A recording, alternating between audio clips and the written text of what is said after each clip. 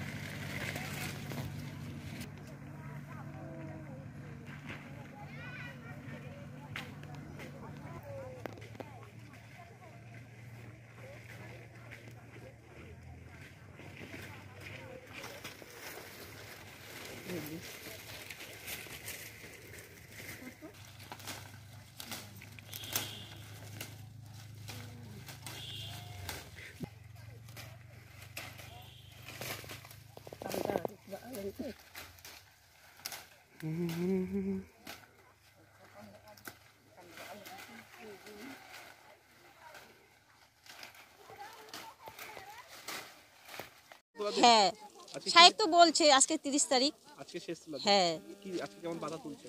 আমি তুলছি আর কি, পাতা তো রয়েছে কিন্তু তবুও পাতা কাটে দিচ্ছে এখন। সাহেবের অর্ডার। কেন কেন পাতা কাটতেছে কেন? এখন ওদের এখন ফ্রেশ পাতা লাগবে, আমাদের পোষায় না ওদের।